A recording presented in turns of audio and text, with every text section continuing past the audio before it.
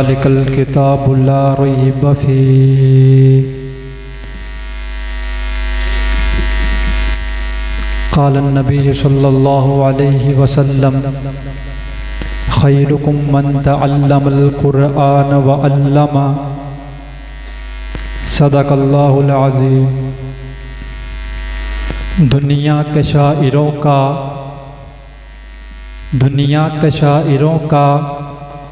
दीवान पढ़ के देखो, दुनिया के शाइरों का दीवान पढ़ के देखो, उसके बाद रब का कुरान पढ़ के देखो। आँखें भी होंगी रोशन, दिल भी बनेगा गुलशन, सिर्फ एक बार सूरते रहमान पढ़ के देखो। सामीन मोहतरम, ये बबरकत महफिल मदारिस के उन्वान पर सजाई गई कि मदारिस के अंदर कुरानुल मजीद व फुरकानुल हमीद की तलावत और इस पर अमल करना सिखाया जाता है। कुरान वो किताब है, कुरान वो रब्बुल आलमीन का कलाम है जो अज़ल से है, इंतहा तक रहेगा, जो हमेशा से है, हमेशा रहेगा। किसी साइंसदान ने कहा ये जो निज़ाम चल रहा है, दिन का रात में बदल जाना, रात का दिन में बदल जाना, सारा का सारा निज़ाम उस दिन ख़त्म हो जाएगा जिस दिन रब्बुल आलमीन। और दूसरी बात उसने ये कही, पूरी दुनिया के अंदर रूह ज़मीन पर अल्लाह की रहमत यानी कि बारिश का नुज़ूल हुआ करता है, होता रहता है। जिस दिन ये बारिश का निज़ाम बंद हो जाएगा उस दिन रब्बुल आलमीन क़यामत कायम कर देंगे।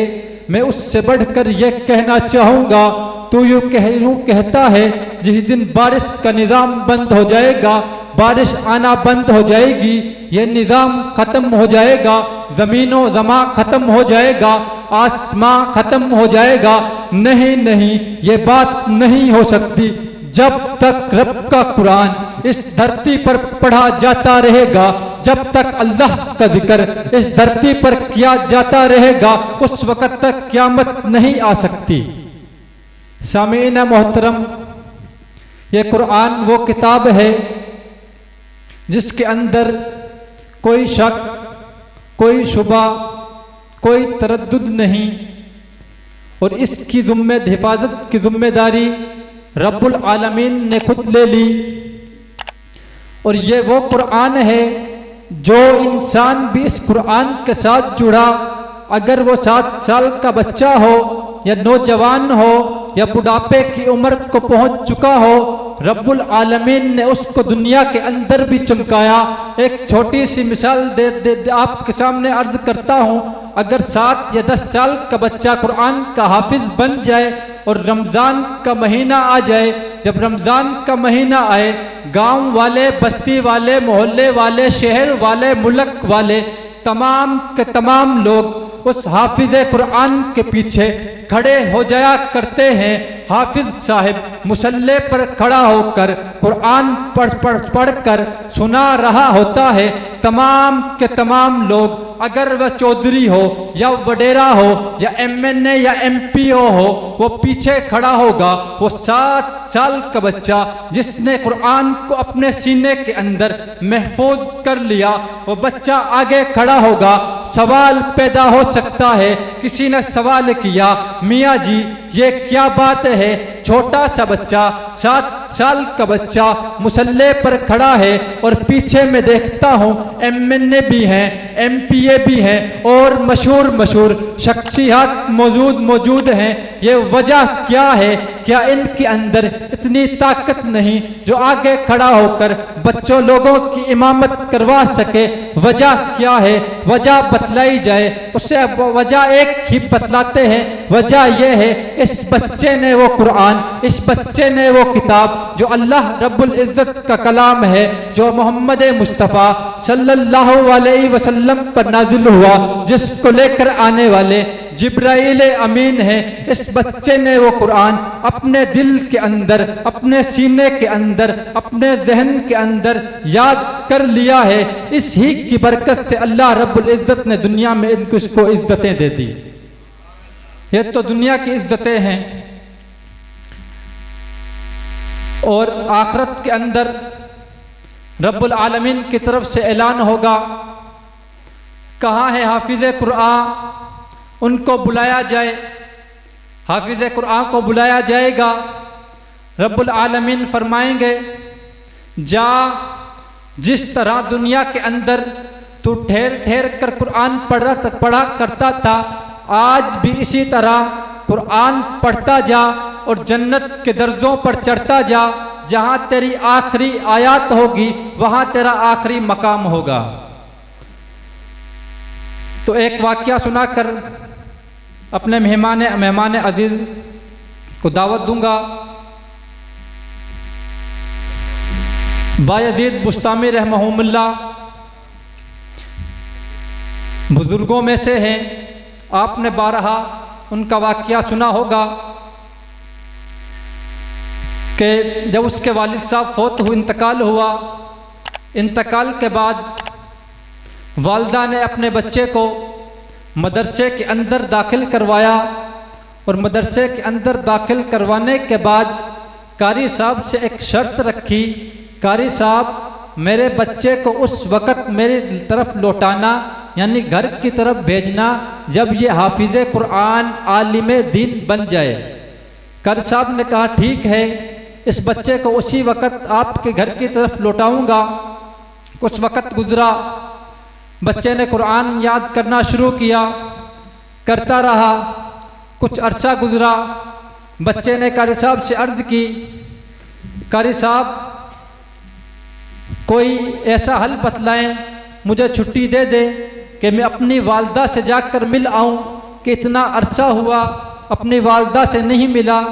तो कारी साहब को अपनी उसकी माँ से वादा किया हुआ याद आया कि मैंने इसकी बच्चे की माँ से वादा किया था, जिस वक़्त ये बच्चा हाफिज़ कुरान और आलिम दीन बन जाएगा उस वक़्त इसको इसकी माँ की तरफ भेजूंगा। तो बच्चा भी परेशान, कारी साहब भी परेशान। कारी साहब ने एक हल निकाला और बच्चे को कहा, मामूल के मुताबिक जितना सबक कारी साहब बच्चे को दिया करता था उससे डबल या ट्रिपल सबक दिया, और देने के बाद कहा, अगर तूने सुबह तक ये सबक मुझे सुना दिया तो कल तुझे तेरी वालिदा के जाने के लिए छुट्टी दे दूंगा। बच्चा खुशी खुशी अपनी नशिस्त पर बैठा और सबक याद करना शुरू किया। कुरान खोली, किताबुल्लाह खोली, अल्लाह का कलाम खोल कर जब कुरान पढ़ा, अल्लाह का नाम लेकर शुरू किया, अल्लाह तेरा ही आसरा है, तू जानता है इतना अरसा हुआ माँ से मुलाकात नहीं की। रब्बुल आलमीन से दुआ की और दुआ करने के बाद सबक याद करना शुरू किया। कुछ वक़्त ही गुजरा था, बच्चा कुरान को लेकर कारी साहब के पास हाजिर हुआ, और हाजिर होने के बाद कारी साहब से कहा, कारी साहब जो सबक आपने दिया था अल्हम्दुलिल्लाह वो याद कर कर मैं आपके पास हाजिर हो चुका हूँ। कारी साहब ने वो सबक सुना और सुनने के बाद मजबूर हुआ, जो वादा उस बच्चे से किया, बच्चे को छुट्टी दी। बच्चा घर की तरफ लौटता है, हंसता खेलता हुआ, गलियों के अंदर झूमता हुआ घर की तरफ जा रहा है। दिल के अंदर, दिमाग के अंदर प्लान बना रहा है, इस तरह माँ से मिलूंगा और ये फरमाइश माँ से करूंगा, माँ इतना खुश हो जाएगी। माँ ने बात तो कारी साहब से कहकर आई, इतने दिन बाद भेजना, मैं पहले जा रहा हूँ, माँ मुझे देखकर ज्यादा खुश हो जाएंगी। घर पहुँचते हैं, दरवाजे पर दस्तखत देते हैं, अंदर से आवाज आई, कौन? बाहर बेटे ने बोला, अम्मा आपका बायजीद। अम्मा ने अंदर से जवाब दिया, मेरा बायजीद तो मैं उसको कारी साहब के हवाले कर आई, और मेरा बायजीद उस वक़्त तक घर नहीं लौटेगा जब तक वो हाफिज़ कुरान और आलिम दीन न बन जाए। बच्चा रुसवा हुआ और रोते हुए घर मदरसे की तरफ लौटा और वहां जाकर रोने लगा। कारी साहब ने पूछा, बेटा मैंने आपको छुट्टी दी थी वालदा से मिलने के लिए, 1 या 2 दिन थी, लेकिन आप कुछ देर बाद वापस लौट आए, वजह क्या है? सारा के सारा माजरा कारी साहब को बतलाया। जब कारी साहब ने बच्चे के लिए दुआ की, कुछ अरसे बाद वो बायजीद बुस्तामी रहमहुल्लाह अल्लाह का वली बनकर, आलिम दीन बनकर मदरसे से बाहर निकले, घर की तरफ लौटे, घर के अंदर गए, वालदा से मिले। कुछ उसी दिन या कुछ अरसे बाद अल्लाह की तरफ से एक ख्वाब नजर आया कि फुलां बस्ती के अंदर आज ईसाइयों की ईद है या बड़ा मेला है, उनके मेले के अंदर, उनकी ईद के अंदर जाकर शामिल हो जाएं। वो बायजीद बुस्तामी रहमहुल्लाह सुबह हुई और उनकी बस्ती की तरफ लौटे, और जब बस्ती की तरफ लौटते हैं वहां जाकर बैठ गए। बहुत बड़ा मजमा लगा हुआ, उनका ईसाइयों के बड़े बड़े पादरी स्टेज पर तशरीफ फरमा थे, उनको वाज़ो नसीहत कर रहे थे। जब वो शख्स बायजीद बुस्तामी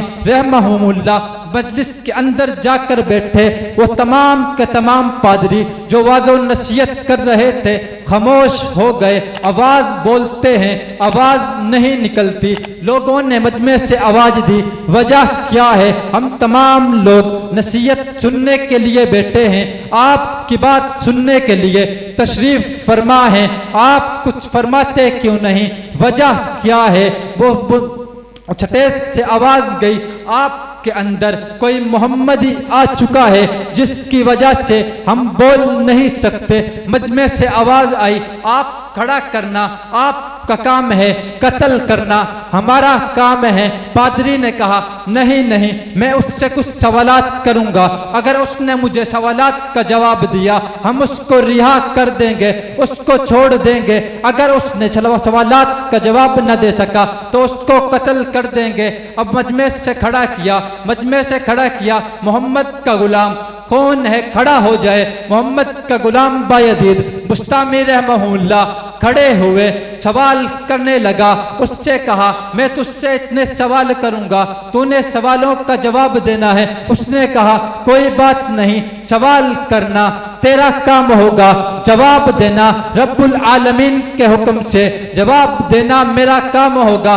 पहला सवाल किया, मुझे एक बता जिसका दूसरा कोई ना हो। बायजीद बुस्तामी रहमहुल्लाह ने कहा, वहदहु ला शरीक, अल्लाह एक है, उसका कोई दूसरा नहीं। उसने कहा, मुझे 2 बता जिसका तीसरा कोई नहीं। उसने कहा, दिन और रात 2 हैं, 3 नहीं। उसने कहा, मुझे 3 बतला जिसका 4 कोई ना हो। उसने बायजीद बुस्तामी रहमहुल्लाह ने फरमाया, लोहो कलम और कुर्सी 3 है, 4 नहीं। फिर सवाल हुआ, मुझे 4 बतला जिसका 5वां कोई ना हो। बायजीद बुस्तामी रहमहुल्लाह ने जवाब दिया, अल्लाह की 4 किताबें हैं, 5 नहीं। सवाल हुआ, मुझे 5 तो बतला जिसका 6वां कोई नहीं।